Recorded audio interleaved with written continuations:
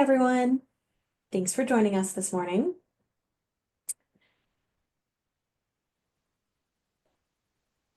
All right, we'll go ahead and get started. On to the next slide.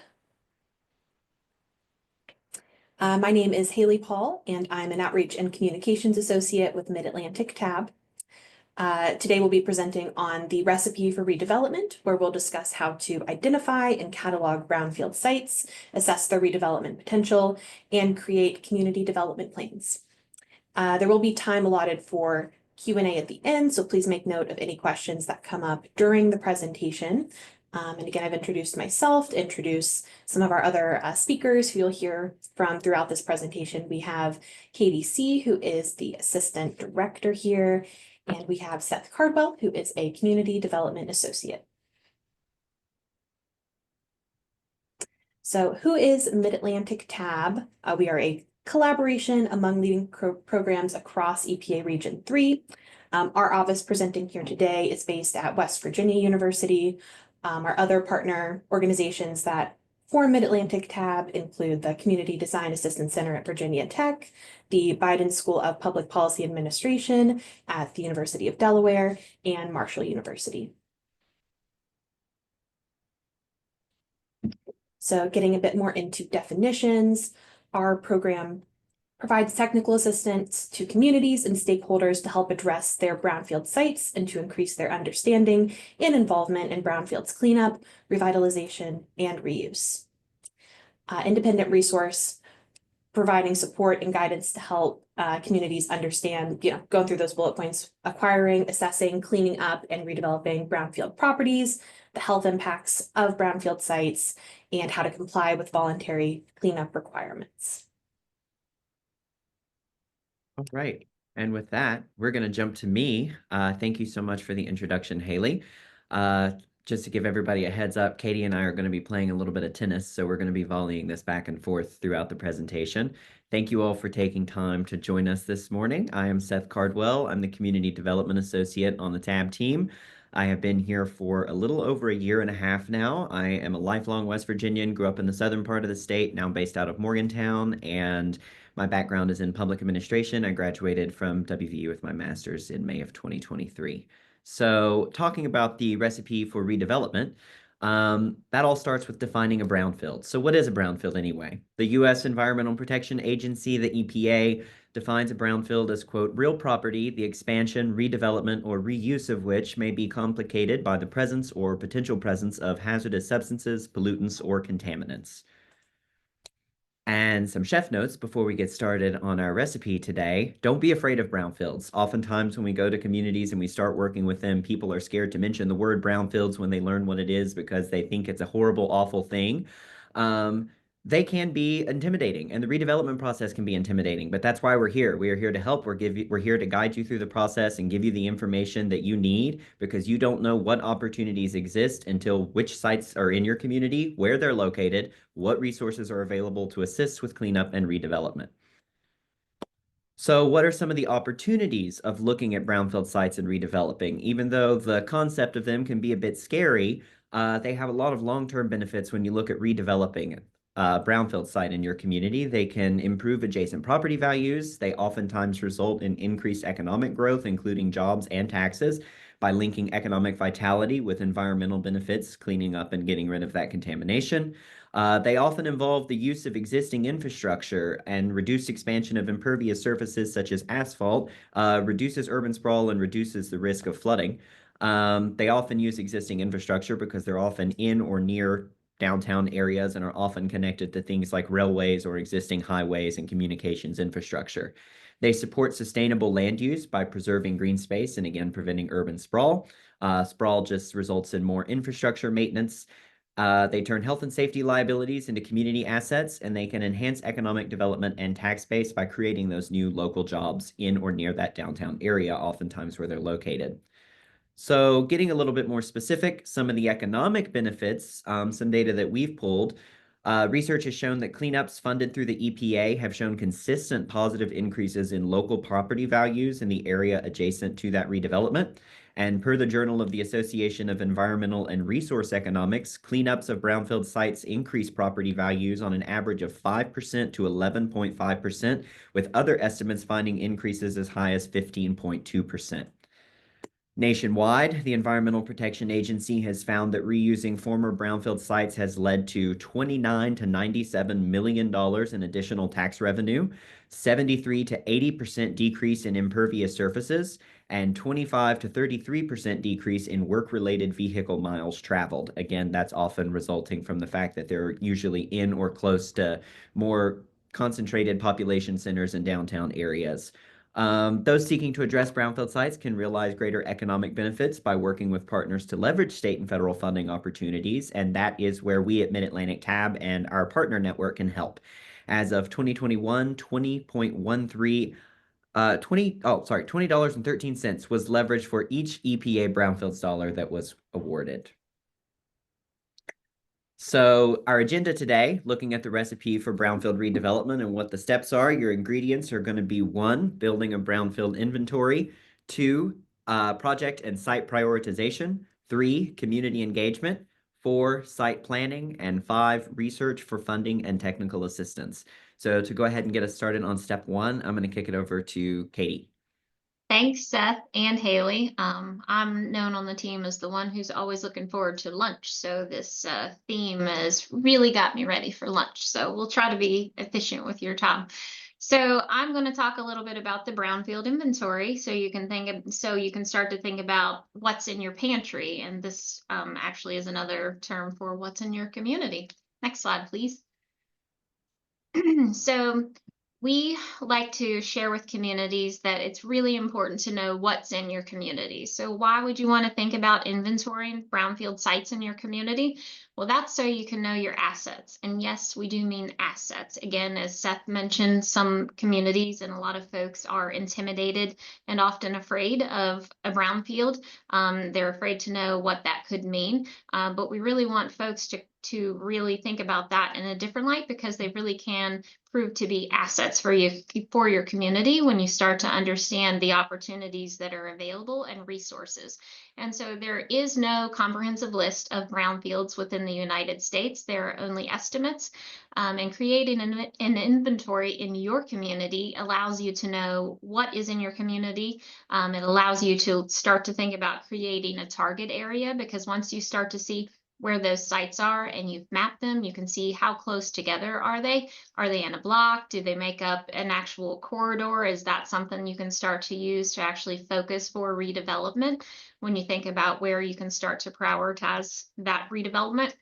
And then it also expands your funding opportunities. So when you start to see that list come together and again, visualize where they actually are in the community, you can then start to think about what funding sources may be available in addition to EPA brownfield funding. Next slide, please. We here at TAB can help you with what we call our inventory support program. It is free, just like all of the services that we can provide in a variety of ways. Haley touched on that, and we're going to summarize that a little bit more at the end. But again, creating a brownfield inventory helps the community to be able to pursue brownfield projects, apply for EPA assessment and cleanup funds, and then ultimately, once you do that, this is in turn reducing health and environmental threats and impacts on your community. And so what is the inventory support program? Well, it's a community-led process. It may only be led by some of the groups in your community, may be led by some representatives of city council, planning commission, some organized groups, maybe your redevelopment authority, who are really trying to identify where are these sites so that, again, they can start to think about, okay, what type of funding should we go after? It focuses on commercial and industrial properties. We distinguish that because we here in West Virginia have a separate program where we focus on some residential properties in addition to commercial and industrial. So again, for the purpose of this brownfield inventory, we really work with communities to focus on commercial and industrial properties. And then we also use a mapping program that the one we use is called Regrid. You can use any tool that's available. If you have a strong and robust GIS program in your community, you could use that to map it. But when we go to a community and help them, we share Regrid, and that has proved to be a tool that has been very helpful and user-friendly for us. But again, it creates that map. You can take photos and enter those in, and then ultimately that will generate a spreadsheet that you can use and start to go forward with next steps. We also like to point out what the Inventory Support Program is not. It is not a grant program or direct funding source.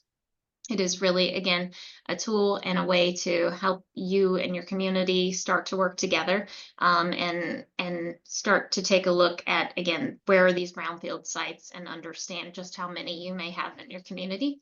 It is an independent process. We only come into a community where we are asked. We don't knock on your door and say, hey, you should really do this. I mean, we do really think that you should do this, but we only go if we're invited and if you believe this would be beneficial for your community. And there is no immediate action required. When it comes to a development process, and especially a redevelopment process, it's a game where you need to pack your patience, right? So you start with the process of understanding where are these sites that could be brownfields, what are these threats that could be available, that could be existing on the site? Again, what is the contamination that may have occurred on the property? What can you do to identify it? How do you need to clean it up? And ultimately, what might you like to redevelop it into be? So again, it is a marathon. It is not a sprint. So we just like to remind communities to, again, just be ready for a longer process, but a good process. Next slide, please. So just an overview, when you actually go through the brownfield inventory process, you start with forming an inventory team. Really, it can be as many people as you want, but there's no need for, 50 people on the team. Traditionally, when we've had phone calls with communities about conducting the inventory, we've really looked at maybe 5 to 10 people at the most who are actually going to be conducting the inventory.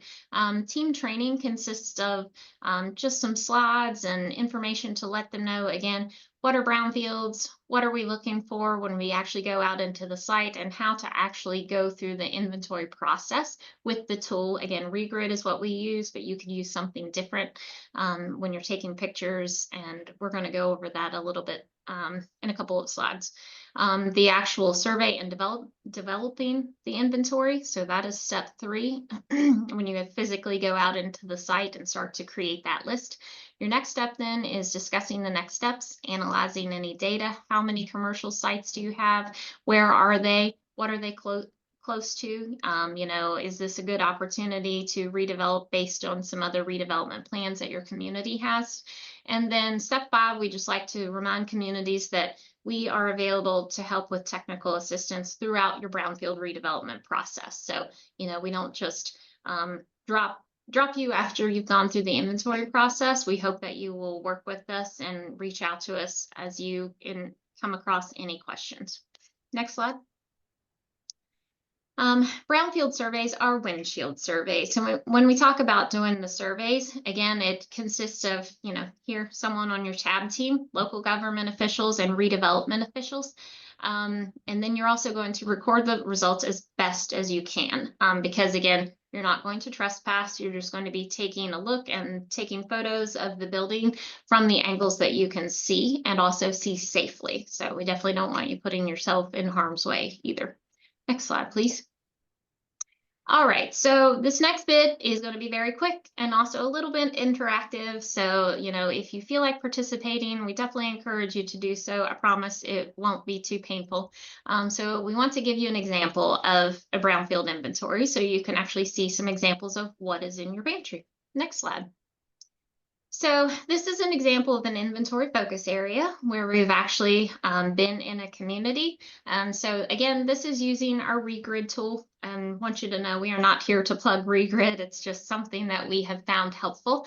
And we're all pretty comfortable with it, which is great. So the white box indicates the actual area. So when we go into this app and the community goes into this app, the white box really just zooms in so that you can actually see where you're focusing.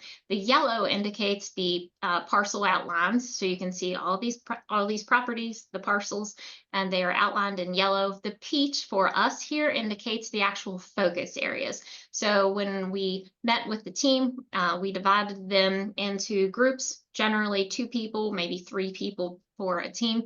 And that was the focus area they were responsible for taking the inventory of. Purple in this software indicates it has already been surveyed. So it's been surveyed, it's in your system. Move on to the next one. Next slide, please. Okay, so keep this in mind. These are survey questions that we believe are helpful when going through the survey and the brownfield inventory process. They're pretty simple, should be information that those on your team have ready information for. So to set it up, you're going to think about the identifying information, the site name, if it's applicable. So, do you call it the Williams building? Type that in there. A brief description of the site, past uses if they are known, because if you're familiar with the process, again, if you go through a phase 1 environmental site process, they are going to look into the history of what was previously on the site so that you can start to see if there could be any concerns that would make you want to go through further assessment. More questions that we put into the survey include site characteristics. So the site type, is it industrial, commercial, landfill, institutional? Existing number of structures. This information may already be available in regrid, or it might be pretty obvious to you when you're actually walking or driving around the site. Conditions of the property, of the structures on the property, if there are any structures, what would you say would be the condition of them? So you want to make a note of that.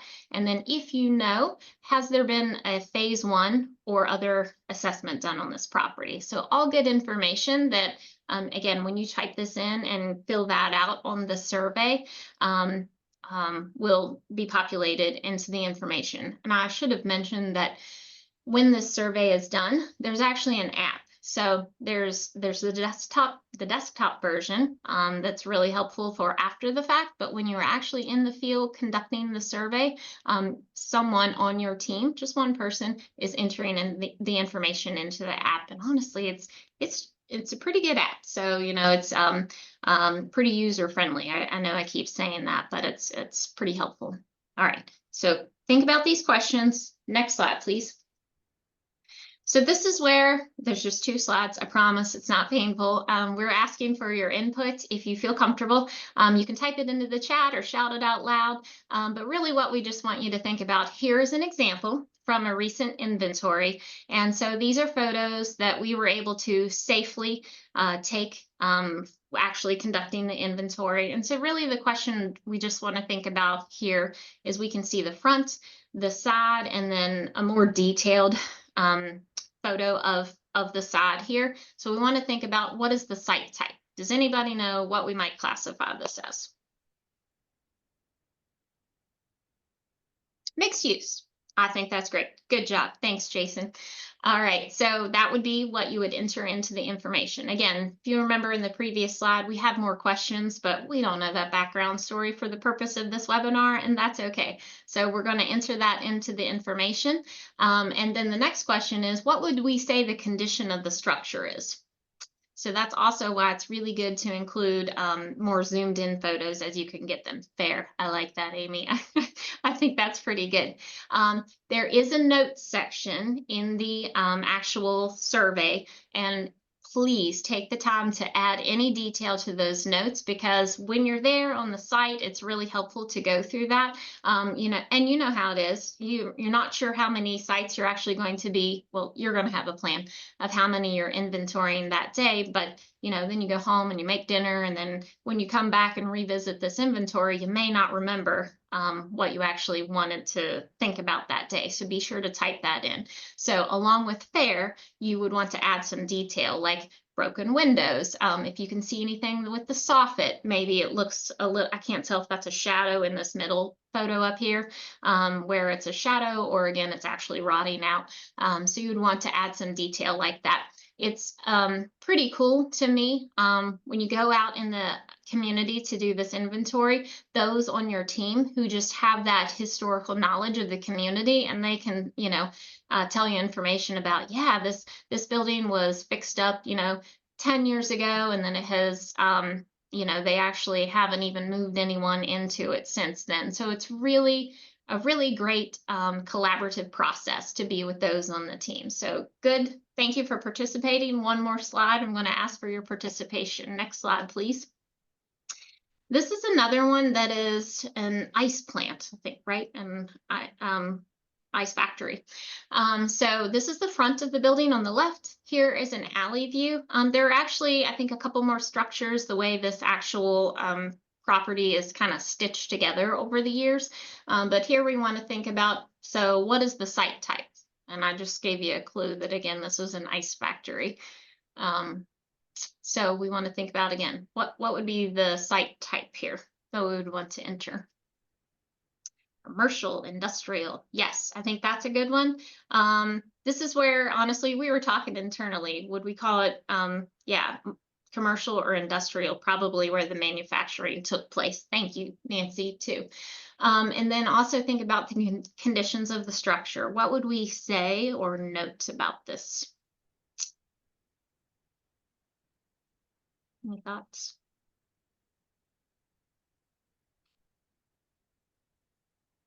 Definitely notice some windows. Blighted property. Yes, thank you. Definitely have windows out. Imagine what's happening with those windows being out. You're getting weather in there. You're getting birds and animals, and so that's exposed. Pigeon heaven. Yes, you. Thanks, George. Hi, George. Yes. So it's definitely a second home for some of these critters here. So there's a lot going on. It's really exposed this building internally to the elements. Thank you all so much for participating on this. So again, honestly, it is a good process. It's not a painful process, and I really hope that you'll think about this, and I hope you've started to think about how this can be a helpful ingredient to your redevelopment process. Next slide, please. All right, and now I'm turning it back over to Seth. Thanks, everyone. Right. So once we have that list of properties surveyed and developed, and you've created that inventory and regrid, the next step is to look at project and site prioritization. So why is that important? Establishing prioritization lists help determine which properties to address first according to criteria identified by the local team and municipality. Having this list will allow you to pursue opportunities proactively in a more purposeful way rather than getting overwhelmed. For example, if you create an inventory that has, say, 50 to 60 structures on it, and you're a small, rural, or limited capacity community, it's going to feel really overwhelming to say, oh my goodness, we've got this many structures. Where do we start and what do we do with it? So we go through with a kind of intentional process to help pick out some of the priority structures. Orders of priorities do not limit your ability to pursue new opportunities as they arise. They also help you to be better prepared when unexpected opportunities do come around. So when we look at the prioritization, we usually work with the local community members and the stakeholders and ask them what some of their community redevelopment priorities are and what some of their end goals and visions are for redevelopment. So some examples of priority criteria that we've used in the past during prioritization include health and safety hazards.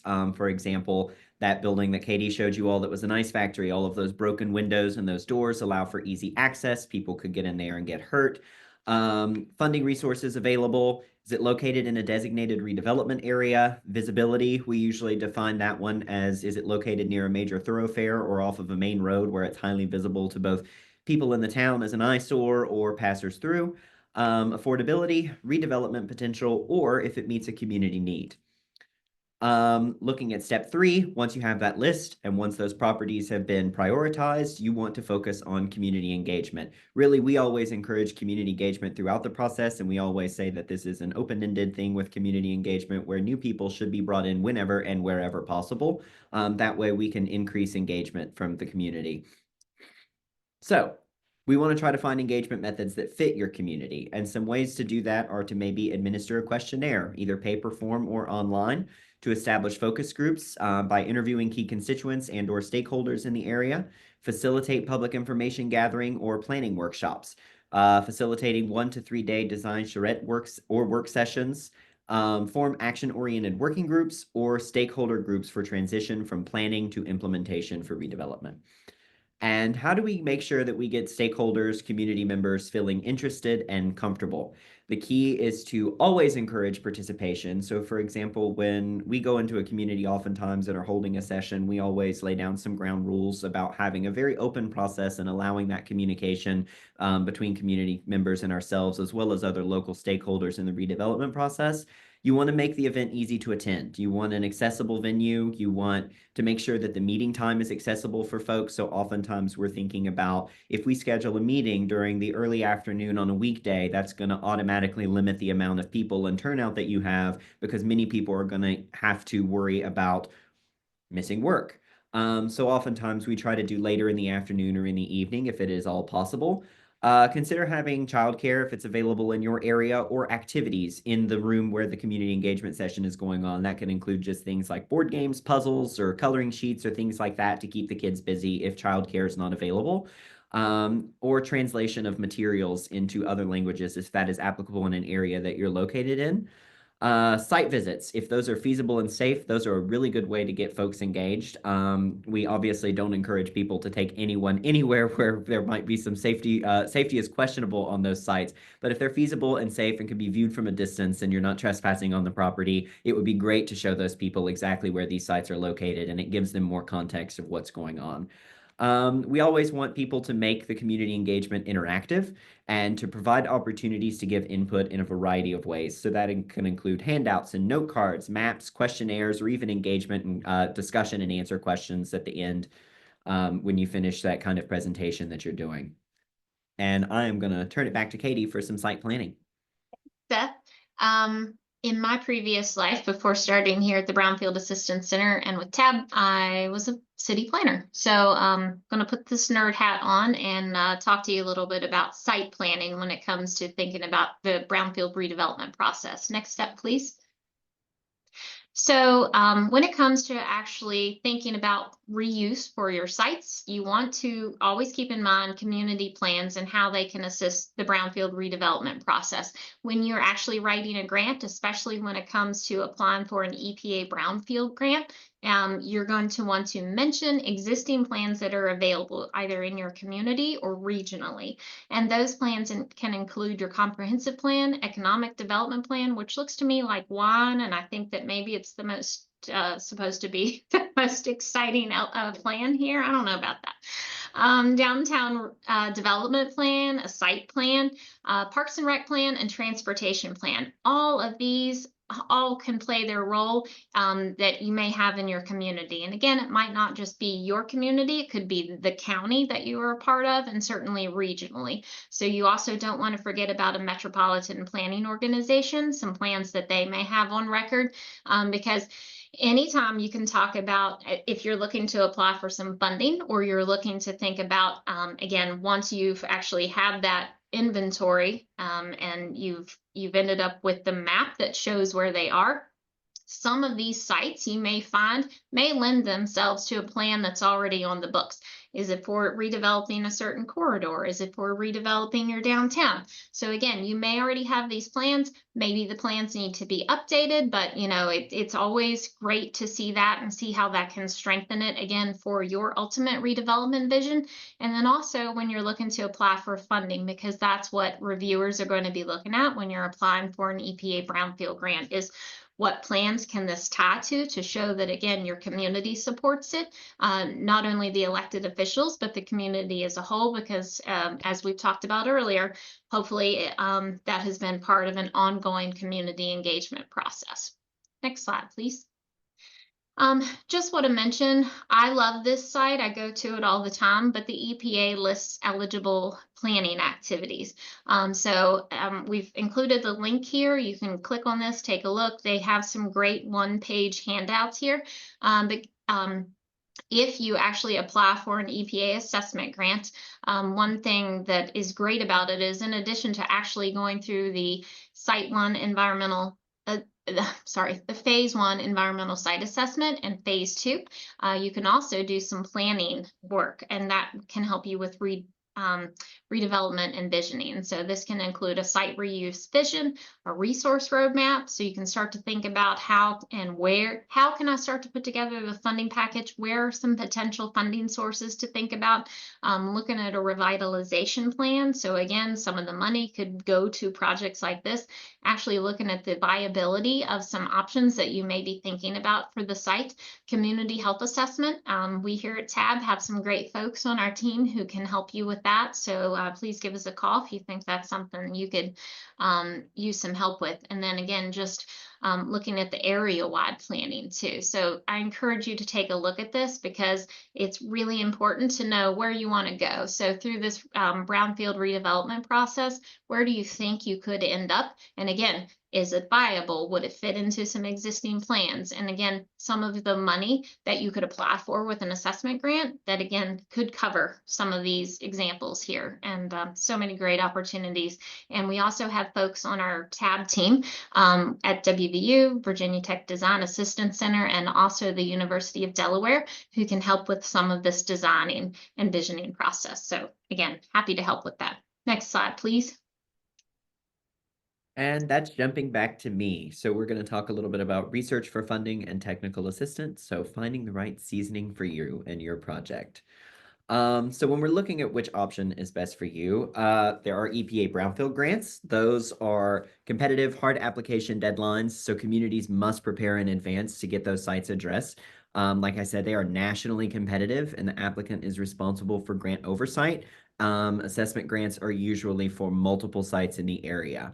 If you're looking for technical assistance, EPA technical assistance sites are selected locally on a rolling basis. They are regionally focused. The process is facilitated by the EPA, could help establish familiarity with the EPA process, and they are generally targeted at one site or some contiguous sites in the area.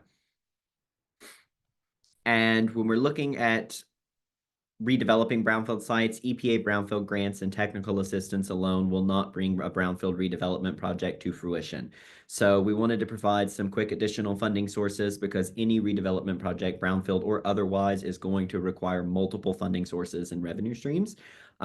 So some common ones that we see are use of tax credits. So historic tax credits, low-income housing tax credits, new market tax credits, or state-specific tax credits.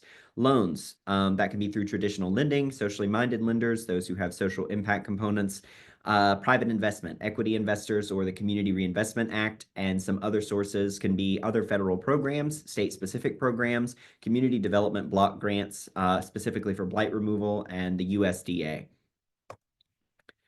So just a quick reminder here for the redevelopment process. As technical assistance providers, we want to emphasize the importance of planning and long-term thinking throughout the redevelopment process. Inventorying those potential brownfields in your community is just the first step of the process. Having that prepared list is the beginning, though, and it helps you to always dig deeper and think about which sites you want to start targeting for redevelopment. And once you target those sites, it's time to start thinking about environmental site assessments, planning, and cleanup. So though we just did a step-by-step process, it's good to use, I guess, a word of caution to say it's also holistic. So you want to think about the steps individually, but also the process as a whole as you're working through a redevelopment project. And always remember, we at TAB are here to help if you need any site-specific assistance or have any questions navigating the process. At the end of this slideshow, we'll have all of our contact information and ways that you can schedule a one-on-one consultation to get in touch with us. And I'll go ahead and say this before I kick it to Haley for some wrap up. I think we forgot to say at the beginning that these slides, the slide deck that we have, will be sent back to you all after the presentation. So you'll have these slides as a resource in the future. Oh, no, I'm kicking it to Katie. I'm sorry. Thanks, Seth. And I did see Jennifer point out that going through I think you said the tax credit process is actually very complex and does need an actual specialist. So yeah, the low-income housing tax credits, sorry.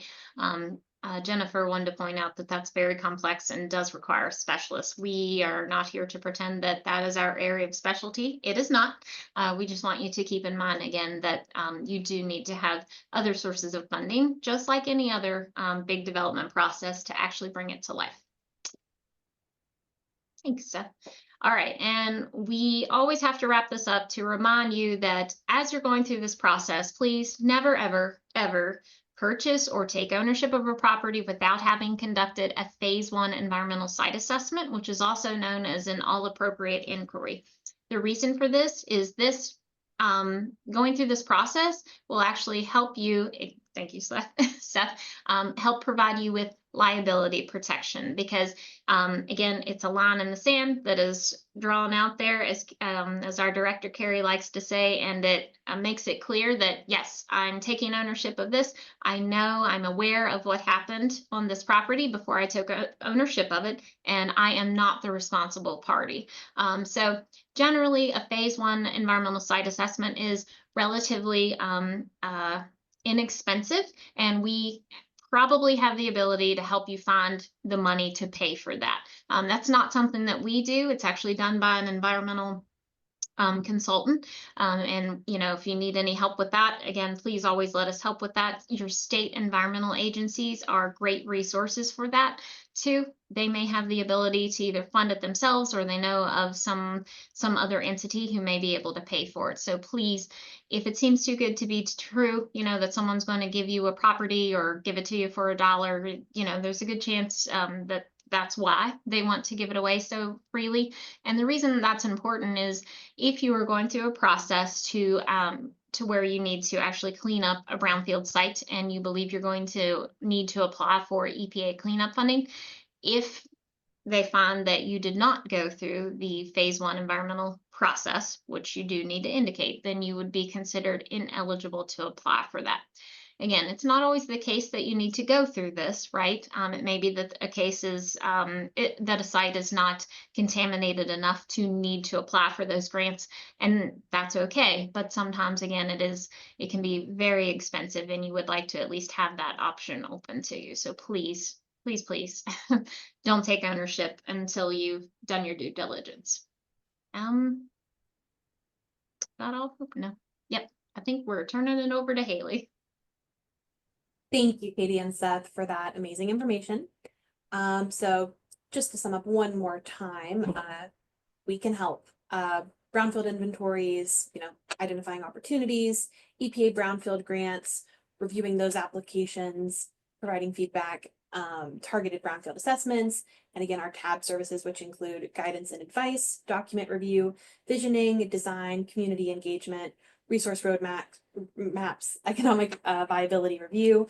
If it's not something we can do ourselves, we almost certainly have resources we can direct you to. So, like we've been saying, please just reach out.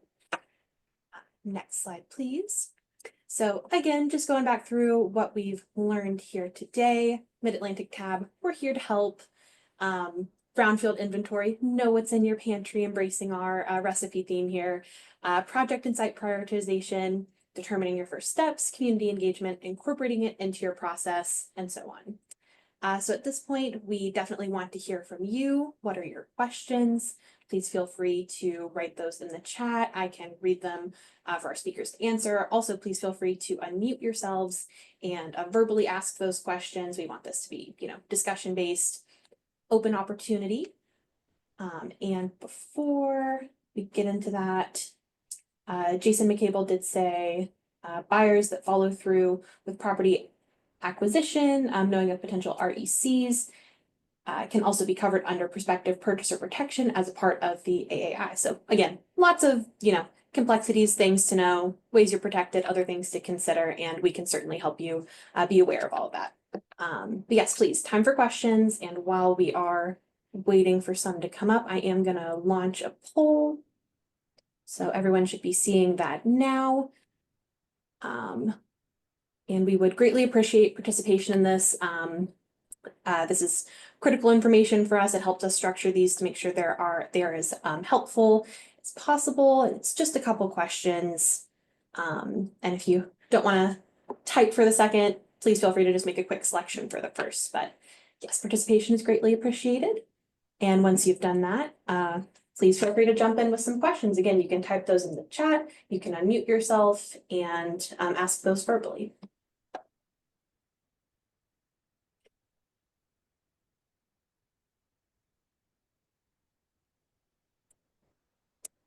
And while we are waiting for some questions, I'll just quickly go over our upcoming events, which are listed here.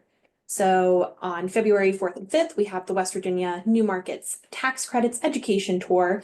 Little description here. Again, sessions are located in Wheeling, Fairmont, and Charleston.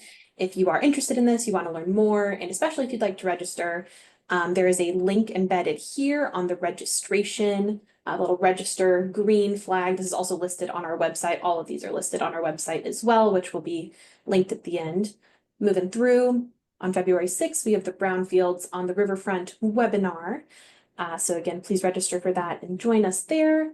And then we also now have a date for the Virginia Brownfield Symposium. This year it's going to be a one-day event happening in Hopewell, Virginia.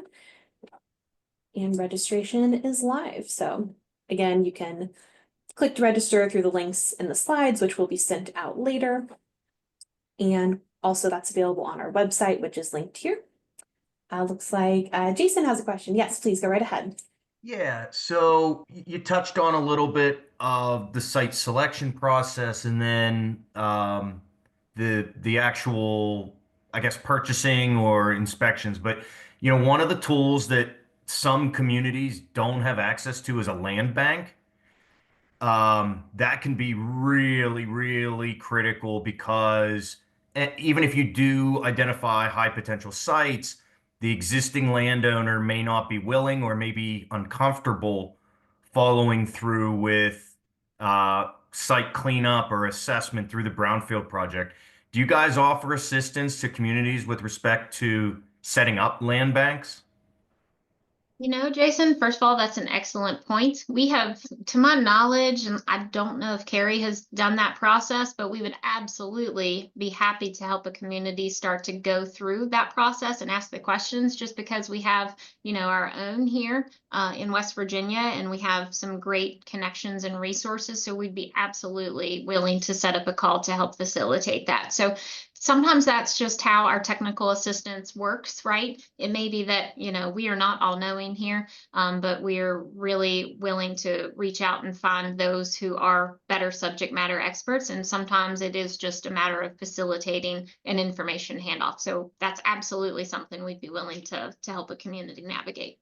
Okay. Does that help? Yes, very much so. And just so I'm clear, TAB is pretty much open to everything in US EPA Region 3, correct? Yes. So it's not just West Virginia and Virginia. That would include Pennsylvania as well and some others. So, okay. Yes. Thanks for that reminder. Yes, it is Virginia, West Virginia, Pennsylvania, Delaware, Maryland, and DC. And there's never any cost for any of the technical assistance that we can offer. And again, it's the needs of each community are going to vary, right? And so we'll answer any question. Again, we might not know the answer. It might be calling on someone such as yourself, right? To say, hey, you've gone through this process. Can you help this community start to understand this process? So yeah, absolutely. Thank you for that reminder. Yeah, Jason. and thank you guys. You're doing a great job. Fantastic. I've been on a couple of these webinars. Absolutely love it. So thank you very much. We appreciate it. It is a team effort. The behind the scenes, Miss Mackenzie did a wonderful job, our student here, on putting these slides together. Again, they've made me hungry, so I'll probably be dashing and running to lunch soon. Awesome. Thank you, guys. All right, with that, do we have any final questions? Again, you can indicate that you're unmuted in the chat, or you can type out your question in the chat. Just give it, oh, perfect.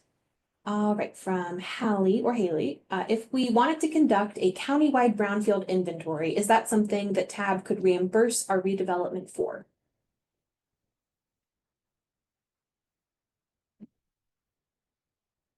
So again, we have that typed in the chat if anyone wants to re-review, and I'll let Seth or Katie speak to that. Oh, Katie, make sure you are unmuted. Sorry. I was unmuted. Can you define the reimburse the redevelopment for?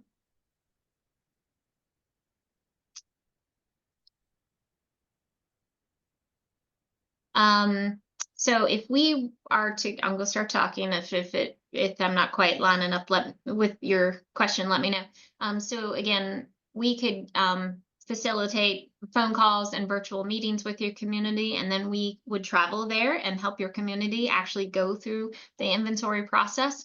And there's never any cost for that. If that is something, I know in Pennsylvania, they have been working through a process with the DEP. They have some consultants who are going through their own version of an inventory process. But again, that's some technical assistance that the DEP offers to the community. So just trying to make sure I'm understanding your question about reimbursing. I'm unmuted now. Hello. No, I guess I was looking at it more so that our redevelopment authority has applied for EPA assessment grants. We know where a number of brownfield sites are, but we don't know the extensive list of it throughout the county. So I was hoping to see if TAB, we likely have the staff to conduct the inventory. Just didn't know if that would be something reimbursable, that we use an app for like our blight inventory, so we'd probably develop something similar for the brownfields. Just didn't know if that was something that we needed to get interns or something this summer to do that. Is that something that could be reimbursable?